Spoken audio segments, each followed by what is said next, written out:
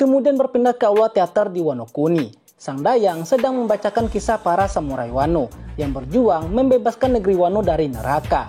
Di depan ribuan penduduk ibu kota bunga yang hadir, Sang Dayang menceritakan kisah negeri Wano yang dijajah oleh Kaido selama 20 tahun dan diubah menjadi neraka. Dia menceritakan kisah penyerangan para Akazaya Nine dan para pahlawan dari luar Wano yang ikut berjuang untuk membebaskan Wano Kuni. Panggung telah siap untuk sebuah kisah tentang tugas dan sebuah kehormatan. Ini adalah kisah para abdi kerajaan serta perjuangan mereka untuk membuat nama Kozuki Oden kembali bersinar. Para penonton pun sangat antusias mendengar ceritanya. Lalu kemudian berpindah ke hutan dekat pelabuhan Tokage. Momonosuke dalam wujud naganya sedang berlari dengan sangat cepat menuju pelabuhan. Tapi Momonosuke begitu kaget ketika mengetahui Yamato tidak ikut bersama dengan Luffy dan yang lainnya. "Apa kau tidak ikut bersama Luffy, Yamato?" Yamato lalu menjawab, "Tidak, aku akan tinggal di sini. Aku sudah bicara dengan Luffy dan juga yang lainnya." Kinemon lalu berkata, "Apa kau yakin, Yamato?" Yamato lalu menjawab, "Apa aku tidak diterima di sini?" Momonosuke lantas menjawab, "Bukan begitu, Yamato. Kami ini cuma bingung. Kemarin kau bilang kau sudah memutuskannya untuk pergi dan mengikuti jejak ayahku. Lalu sekarang kau bilang kau tidak akan pergi." Yamato pun lalu menjawab, "Oh, dulu Oden memulai petualangannya dengan berkeliling Wano kan? Aku sadar masih banyak hal di luar sana yang masih belum ku ketahui. Tapi aku yakin aku akan menemukan jalanku sendiri kalau aku ikuti langkah Oden. Dan cepat atau lambat aku akan berlayar di lautan bersama dengan Luffy." Kinemon pun menjawab, "Luar biasa, Yamato. Kau bisa mengambil keputusan dengan semua itu." Momonosuke lalu beralih memikirkan Luffy yang menurutnya sangat kejam. "Oke, berarti semuanya sudah jelas. Mereka pasti sengaja mengabaikanku. Kenapa mereka semua pamitan ke semua orang kecuali denganku?" Dan kemudian Momonosuke pun mengingat flashback saat dimana dia bertemu dengan Luffy. Dan mereka selalu saja ribut di setiap pertemuan. Dimulai dari pertama kali mereka bertemu di Panghazar. Lalu kemudian flashback ketika mereka membuat aliansi para samurai, bajak laut, dan Sukuming. Lalu flashback ketika Kanjuro menculik Momonosuke, tapi Luffy percaya dengan Momonosuke dan dia akan menyelamatkannya. Lalu ada momen di mana Kaido akan menghukum mati Momonosuke. Lalu flashback Luffy percaya jika Momo bisa menghentikan laju Onigashima. Lalu setelah mengingat semua kenangan dan flashback itu, Momonosuke lalu berkata, "Mungkin kami memang jarang akur, tapi sudah sangat lama kami berjuang bersama. Apa dia benar-benar setega itu? Aku salah menilaimu, Luffy. Kau sungguh kejam. Dia tak bisa membedakan kebebasan dengan bebas dan bersikap kurang ajar. Apa aku salah, Kinemon?" tanya Momo. Kinemon pun menjawab, "Sama sekali tidak, Momonosuke sama. Tapi ngomong-ngomong, kenapa kita tidak terbang saja?" Momo pun menjawab, "Diam." Kinemon lalu berkata, "Momonosuke sama. Sekarang kau adalah shogun negeri ini. Tergantung apa jawaban Luffy nantinya. Mungkin nanti aku terpaksa akan menebasnya atas kelalaiannya ini." Momo pun menjawab, "Tepat sekali. Itulah jalan samurai. Kukira kita ini teman Luffy." Yamato lalu berkata kepada mereka, "Kurasa kalian sudah terlalu berlebihan." Momonosuke lalu menjawab, "Dia sudah menghina kami. Kita tak boleh membiarkan kelalaian ini tanpa memberinya sedikit pelajaran," ucap Momo. Lalu kemudian berpindah ke pelabuhan Tokage di Udon. Ketiga kapal bajak laut generasi terburuk itu sudah menghadap ke lautan dan siap untuk berlayar. Kid lalu berkata, "Ingatlah kalian semua, pertemuan kita berikutnya adalah sebagai musuh. Jangan protes padaku kalau serangan kami nanti akan sangat mematikan." Lau pun menjawab, "Beres, gak masalah." Sedangkan Luffy menyuruh nakamanya untuk menurunkan layar. Dan lalu tiba-tiba Momonosuke, Kinemon, dan Yamato pun datang. "Luffy, dasar kau monster biadab. Apa maksud sikap kurang ajarmu ini? Kenapa kau meninggalkan dua teman seperjuangan terlamamu tanpa pamit?" ucap Momonosuke. Kinemon lalu berkata, "Kau sudah membuat Shogun marah. Apa pembelaanmu?" Luffy lalu menjawab, "Hei, sekarang kita kan sudah bertemu." Lalu Momonosuke berkata, "Luffy, dengarkan titah dari Shogun. Tolong jangan pergi, aku akan sangat kesepian. Aku ingin terus bersamamu selamanya. Jangan berakhir seperti ini," ucap Momo dengan derayan air mata yang begitu deras. Luffy dan Kinemon pun sampai nggak habis pikir jika akhirnya Momo malah nangis. Momo lalu berkata lagi, aku bisa selamat hanya karena ada kau. Karena kaulah alasan aku bisa tertawa lagi. Terima kasih banyak telah membalaskan dendam ayah dan ibuku. Tapi kumohon kalian jangan pergi. Lihat, aku bahkan tak bisa ngomong dengan benar sekarang. Aku takut dengan apa yang akan terjadi berikutnya. Tolong jangan pergi, ucap Momo dengan derain air mata yang begitu deras. Zoro yang melihatnya lalu mengatakan, penampilan Shogun yang begitu sangat menyedihkan. Nami lantas menjawabnya juga dengan menangis. Jangan kasar begitu, dia itu cuman masih anak kecil. Luffy kemudian memanggil Usopp. Usopp lalu berkata, baik, ini sudah siap. Dan lalu Luffy pun melempar bendera Jolly Roger-nya kepada Momo. Yamato, Momo, Kinemon, kami sudah menunggu kalian di sini. Karena itulah aku ingin memberikan ini padamu. Momo, meskipun sekarang kau agak besar, tapi aku tahu seperti apa kau sebenarnya. Kau tak bisa bersikap sebagai shogun yang tangguh di depanku. Kau kecil, lemah, dan bodoh. Tapi aku menganggapmu sebagai adikku sendiri. Ini adalah bendera kami. Di saat-saat yang sulit, pandangi itu. Dan ingatlah pertulanganmu bersama dengan kami. Kibarkan ini di negeri Wano. Kalau ada yang datang cari masalah, tunjukkan ini pada mereka. Biar kutunjukkan pada mereka bahwa berurusan dengan teman kami sama saja berurusan dengan kami sendiri. Momo pun menangis dan berkata, apa itu berarti aku bagian dari teman kalian? Luffy lalu menjawab, tentu saja bodoh. Jika nanti kalian ingin menjadi bajak laut, kami akan datang langsung untuk menjemput kalian. Yamato dengan girangnya menjawab, baiklah. Tapi ingatlah Momo, aku tak mau ada orang lemah di kapalku. Yamato, jaga mereka untukku, ucap Luffy. Yamato lalu menjawab, siap komandan. Sedangkan Momo berlutut ke kapal Luffy yang sudah meninggalkan pelabuhan. Para nakama pun melambaikan tangan kepada Yamato, Kinemon, dan Momonosuke. Luffy lalu juga tak lupa berkata, jaga sikapmu Shogun Wano. Sanigo, Polar Tang, dan Victoria Pang pun meninggalkan negeri Wano. Momo lalu berkata, Kinemon, kau ingat kata-kataku. Suatu hari nanti aku akan melampaui Kozuki Oden ayahku. Kinemon pun menjawab, aku akan berada di sampingmu ketika itu terjadi tuan. Yamato lantas berkata, apa kalian membicarakanku? Tentu saja tidak, ucap Kinemon dan Momonosuke. Lalu kemudian berpindah ke kapal Sanigo. Nami berkata, baiklah kalian semuanya, ayo kita berlayar menuju Hakumai. Pelabuhan utama ada di sana. Aku diberitahu kalau ada lift di sana yang bisa membawa kapal turun. Brook dan Chopper pun sangat bahagia mendengarnya. Aku kira karena dulu kita memanjat air terjun untuk sampai kemari dan kita juga harus terjun lewat sana untuk bisa keluar dari pulau ini. Tapi jika ada lift itu sangat menyenangkan. Syukurlah, ucap Brook dan Chopper bergembira. Tapi ternyata pembicaraan mereka itu didengar oleh Kapten Kid. Hahaha. Ya, itu bisa diterima. Kalian akan gunakan pelabuhan utama. Lewat sana memang aman dan nyaman.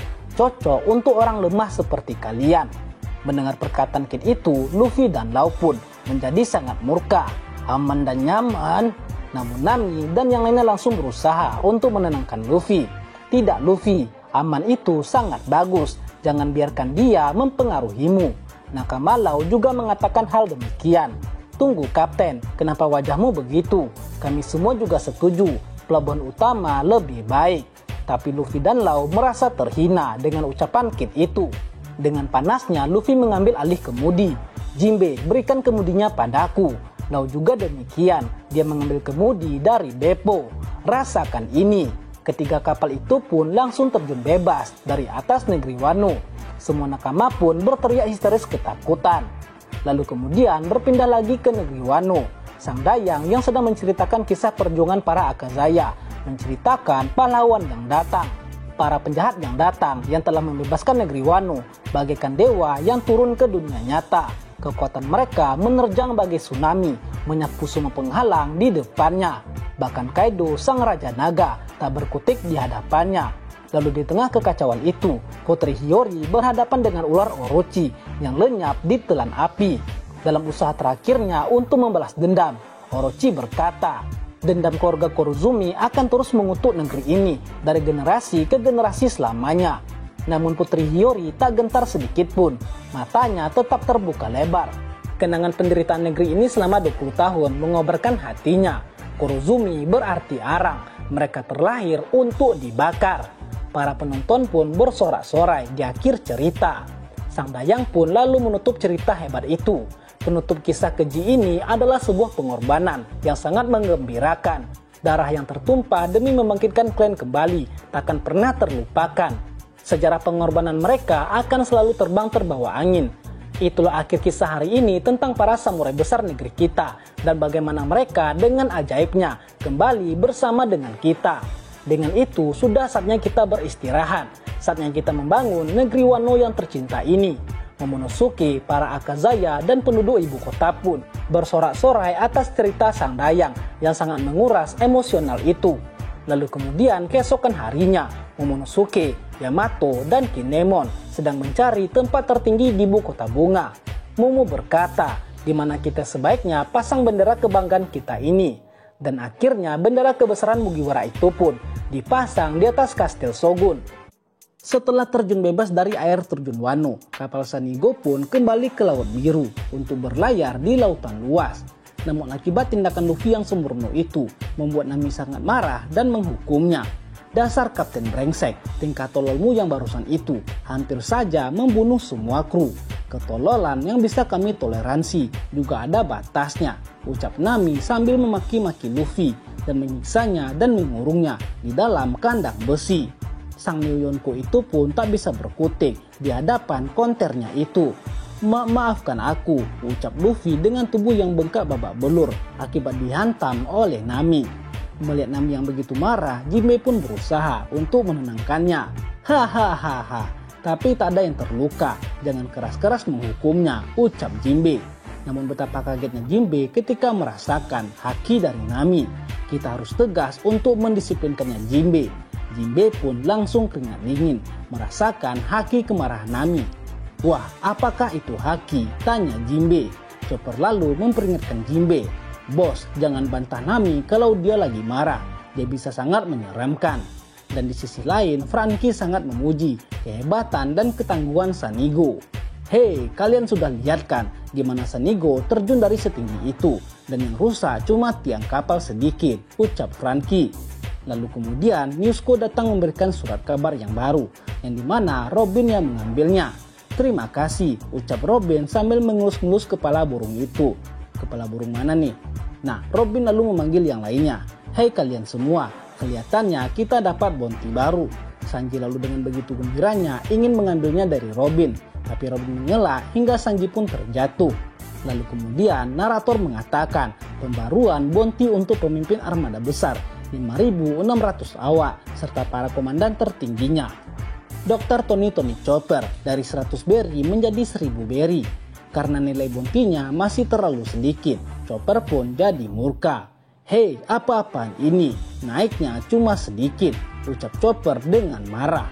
Padahal kalau dikira-kira, Chopper lah yang mengalami kenaikan bounty yang paling fantastis.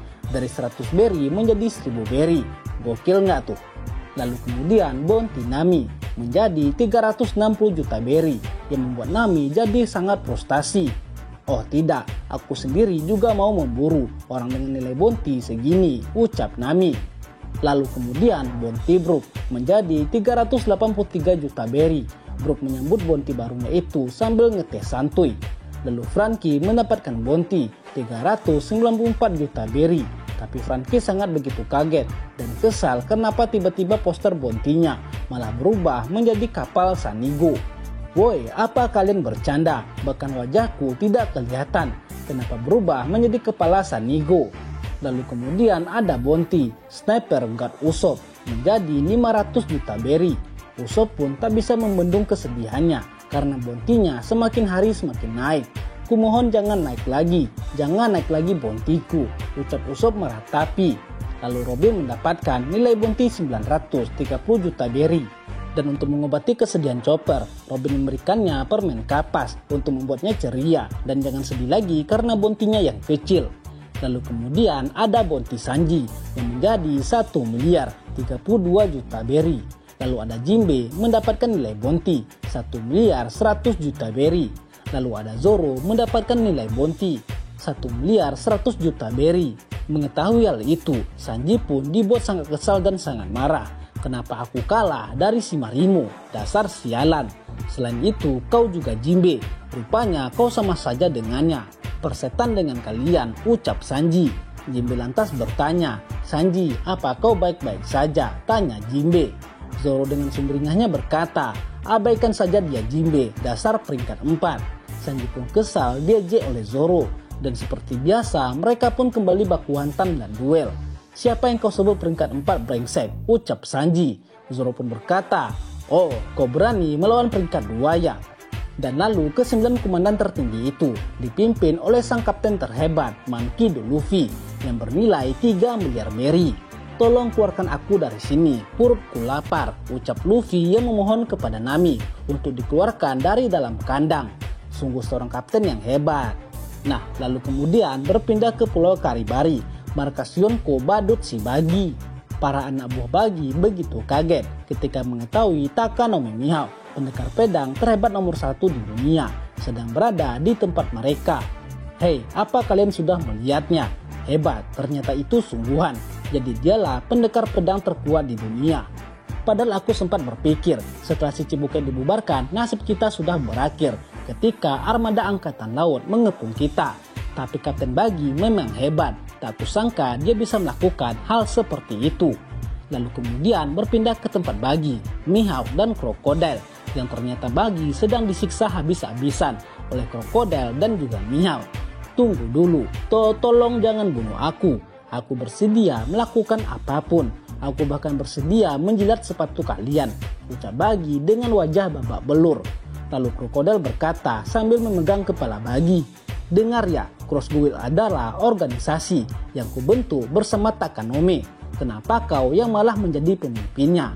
Bagi lalu menjawab, aku benar-benar hanya bisa minta maaf. Tolong jangan diambil hati.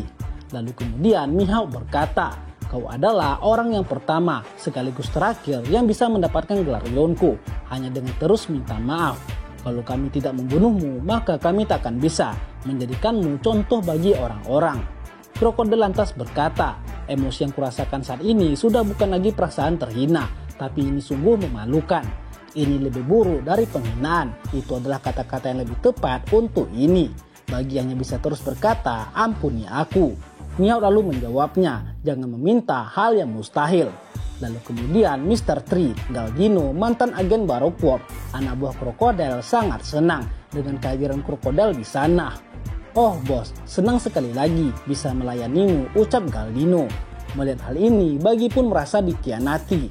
Dia lalu berkata, brengsek kau Galgino, kau mau mengkhianatiku ya? Galgino lalu menjawab, seingatku aku tak pernah bergabung secara resmi denganmu, dasar badut. Dan lalu para bawahan Bagi yang lain pun tak bisa berbuat apa-apa untuk membantu sang kapten. Alvida, Kabaji, Moji, dan Richie hanya mencari aman dan tak ikut campur. Mereka tahu jika melawan Mihawk dan Krokodil, maka sama saja cari mati. Kabaji berkata, karena kapten kita sudah tamat, bagaimana dengan nasib kita selanjutnya? Alvida pun menjawab, tentu saja kita mengikuti Krokodil dan Mihawk. Kita harus ikut yang terkuat, ucap Alvida. Lalu kemudian Mihawk mengingat kembali kejadian ketika angkatan laut telah mengepung Pulau Karagana. Krokodil lalu tiba-tiba menghubungi Mihawk. Hahaha, kudengar kau kehilangan gelar si Chibukaimu ya Takanome. Mihawk lalu menjawab, ada urusan apa kau menghubungiku Krokodil? Angkatan laut berkeliaran di sekitar pulau ini, sungguh bikin risih saja. Kurasa aku tinggal pindah tempat saja. Krokodil lalu menjawab, itu berarti akan menguntungkan kalau kita bekerja sama, kalau membentuk sebuah organisasi. Angkatan laut tak akan berani meremehkan organisasi yang dipimpin oleh kita berdua. Ditambah lagi dulu mereka sempat menjulukimu, pemburu angkatan laut. Kau dan aku sama, kita tak percaya siapapun, ucap Krokodil. Lalu kemudian berpindah ke flashback ketika angkatan laut datang untuk menyerang markas Bagi. Pada saat itu Bagi sudah mau kabur, tapi anak buahnya malah menyuruhnya untuk ikut bertempur. Kapten Bagi, kau mau kemana? Tak ada alasan untuk takut menghadapi angkatan laut ini kan, ucap anak buahnya memaksa Bagi untuk bertarung. Tapi tiba-tiba saja satu persatu kapal angkatan laut itu pun hancur, berkeping-keping dan tenggelam. Yang dimana ternyata Krokodil adalah orang yang menghancurkan semua kapal perang itu. Para anak buah Bagi pun menganggap jika kedatangan krokodil adalah untuk membantu Bagi. Wah, luar biasa. Berarti kabar jika mengatakan dia bekerja untuk Kapten Bagi itu ternyata benar. Ini baru namanya kesetiaan. Dia berani mengambil risiko untuk menyelamatkan kita semua. Ini baru namanya Kapten Bagi kita. Tapi ternyata kedatangan krokodil itu adalah untuk menagih hutang yang dipinjamkan oleh Bagi. Bagi pun sangat ketakutan ketika mengetahui krokodil lah yang datang. Celaka, dia pasti kemari untuk menagih uang yang aku pinjam. Sekarang ini aku lagi bokeh, bagaimana ini? Ini lebih buruk dari angkatan laut, ucap Bagi ketakutan. Lalu kemudian krokodil mendatanginya. Oh, ternyata kau masih di sini ya. Tapi dari yang ku kenal, tadi aku cukup yakin kalau kau pasti sudah kabur sekarang, ucap krokodil. Bagi lantas menjawab, aku tahu bisnis Bagi delivery memang terlihat lancar, tapi faktanya terlalu banyak mulut yang harus aku beri makan. Dan semua para raksasa penghasil terbaik kami telah keluar. Mohon pengertiannya, ucap Bagi. Krokodil lalu menjawab, kalau kau memang sudah tak punya apa-apa, aku tinggal menjualmu sebagai budak. Bagi lalu berkata, jangan bilang begitu Krokocan. Kita ini kan rekan satu penjara, kau ingat kan? Krokodil lalu menjawab, sudah bagus, aku mau meminjamkan uang padamu. Kalau kau tak bisa membayarnya sekarang, kau harus tanggung jawab penuh. Aku mau mendirikan perusahaanku sendiri dan aku butuh modal, ucap krokodil. Mendengar hal itu, Bagi pun punya rencana. Oh, kalau begitu bagaimana kalau aku gabung? Kau bisa pakai perusahaanku untuk membantu memulai bisnismu. Mungkin tidak seberapa, tapi kau bisa mendapatkan mantan si Cibukai sebagai pembantumu. Aku akan kerja 2 kali lipat untuk melunasi hutangku. Aku punya banyak anak buah yang bisa membantu kita untuk mengurus bisnismu. Soal iklan, tenaga ahli percetakan, kurir, kau boleh kerjakan kami semua dengan gratis. Dan singkatnya, tawaran dari Bagi itu pun diterima oleh krokodil. Dia menyerahkan urusan iklan organisasi barunya kepada Bagi. Tapi yang terjadi malah membuat krokodil murka. Dia dan Mihao yang seharusnya menjadi pemimpin Crossguild malah terlihat seperti bawahan Bagi dan menjadikan Bagi sebagai pemimpin dari mereka. Lalu kembali ke masa sekarang. Hei, kau lihat ini kan badut. Ini poster yang sudah kau sebar ke seluruh dunia. Kau terlihat mencolok sekali ya Pak Presiden. Aku dan Takanome terlihat jadi budakmu. Bagi lalu menjawab, bukan begitu maksudku. Aku sama sekali tidak bermaksud membuatnya seperti itu. Krokodil lalu bertanya, memangnya apalagi tujuanmu kalau bukan karena niat buruk? Bagi lalu menjawab, aku melakukannya secara tidak sengaja. Itu karena pegawaiku terlalu menghormatiku. Aku sendiri kaget melihatnya. Lalu diperlihatkan flashback ketika bawahan Bagi membuat poster Crossguild dengan Bagi seperti pemimpin dari krokodil dan juga Takanome Mihao. Dan mereka sudah menyebarkan poster itu ke seluruh dunia. Bagi pun auto jantungan ketika melihat poster itu. Dan karenanya pemerintah dunia pun langsung menanggapi organisasi Crossguild dan mereka mengira Bagi adalah pemimpinnya.